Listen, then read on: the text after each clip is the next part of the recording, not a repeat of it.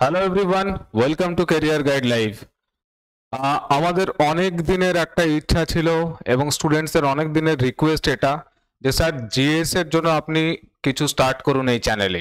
দেখো, এই চ্যানেলটা আমার অনেক ইচ্ছা, অনেক আশা, অনেক আকাঙ্ক্ষার একটা চ্যানেল। ইনফ্যাক্ট আমাদের অনেক আকাঙ্ক্ষার একটা চ্যানেল।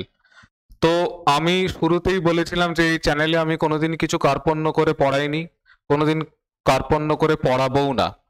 সেই কারণে আমাদের জিএস এর পার্টিকুলার যে স্ফেয়ারটা আছে, দেখো জিএস একটা ভাস্ট একটা জায়গা, প্রচুর সাবজেক্ট এখানে কভার করে। পলিটি আছে, হিস্ট্রি আছে, ইকোনমিক্স আছে, সায়েন্সের 3টে পোর্শন আছে, ফিজিক্স, কেমিস্ট্রি, বায়ো, জিওগ্রাফি আছে, ঠিক। এই স্ট্যাটিক জিকে আছে, প্রচুর কিছু এখানে আছে, কন্ট্রিবিউট করার বহু কিছু জায়গা আছে। স্টুডেন্টসদের অনেক কিন্তু এইখানটাতে প্রবলেম হয়। এই জিএস নিয়ে আমাদের ভাবনা চিন্তা ছিল, এই স্টুডেন্টসরা অনেকদিন ধরে ডিমান্ড করছিল। জিএস এর যে স্ফিয়ারটা আছে সেইখানটাতে আজকে থেকে যেটা স্টার্ট করতে চাইছি সেটা হচ্ছে ইন্ডিয়ান পলিটি বা কনস্টিটিউশনের পার্টটা।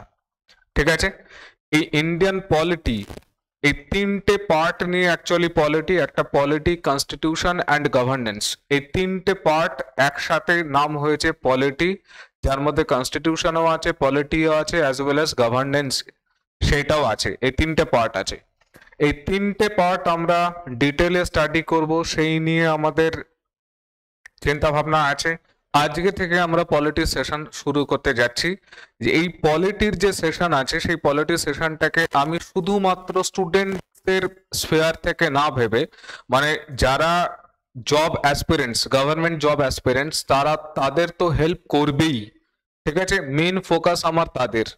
তার সাথে সাথে প্রচুর মানুষ আছে যারা স্টাডি এনথুজিয়াস্ট, ঠিক আছে, পড়াশোনা করতে ভালোবাসে, নিজের সংবিধানকে জানতে ভালোবাসে, বা নিজের দেশকে জানার যাদের ইচ্ছা আছে, যারা একটু পড়াশুনো নিয়ে সময় কাটাতে ভালোবাসে, সেই সমস্ত মানুষের কথা ভেবেও এই পলিটি সেশনটা স্টার্ট করা। এবং আমি চেষ্টা করছি যে পলিটি সেশনটাকে যতটা ইন্টারেস্টিং করা যায় তার পেছনের কাহিনীগুলো বলে, এবং সেইগুলো এতটাও আমি এক্সপ্যান্ড করব না যেগুলো পরীক্ষার পার্সপেক্টিভ থেকে ইম্পর্টেন্ট নয়।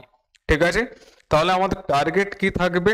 পলিটি পরীক্ষার পার্সপেক্টিভস তো আছেই, অবশ্যই পরীক্ষার পার্সপেক্টিভসেই আমরা পড়াশোনা করছি। তার সাথে সাথে important facts, interesting facts behind history, সেই জায়গাগুলো আমাদের জানা।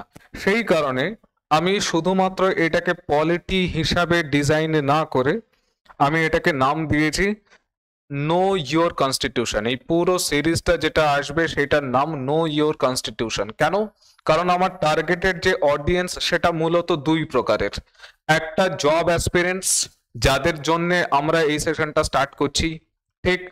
সেকেন্ড, এরকম প্রচুর মানুষ আছে যেটা আমি বললাম, যারা পড়াশুনো করতে ভালোবাসে, নতুন নতুন নলেজ গেইন করতে ভালোবাসে, যাদের কোনো এজ বাউন্ডেশন নেই, ঠিক আছে, এজের লিমিটেশন নেই।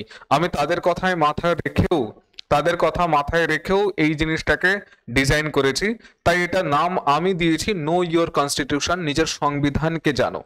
নো ইয়োর কনস্টিটিউশনের মধ্যে আমি ফার্স্ট যদি আলোচনা শুরু করি, তাহলে এক তো ভারতবর্ষের সংবিধান বা কনস্টিটিউশন দেখতে কিরকম, this is the first page.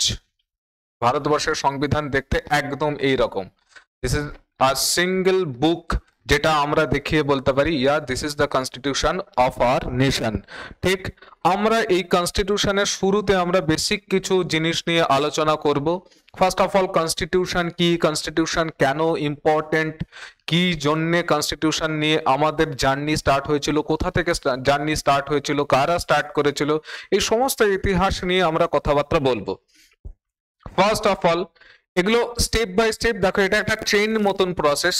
ঠিক আছে, কনস্টিটিউশনের যে আলোচনাটা আমরা আজকে স্টার্ট করছি, এটা চেইনের মতন একটা প্রসেস। আমি এটাই সাজেস্ট করব তোমায় যে তুমি স্কিপ করো না, কোনো লেকচার স্কিপ করো না। স্কিপ যদি না করে থাকো, আমি একদম প্রমিস করছি 5-6টা লেকচার পরে তুমি বুঝতে শুরু করবে যে প্রত্যেকটা লেকচার কেন ইম্পর্টেন্ট, কেন স্কিপ করতে আমি নিষেধ করছি।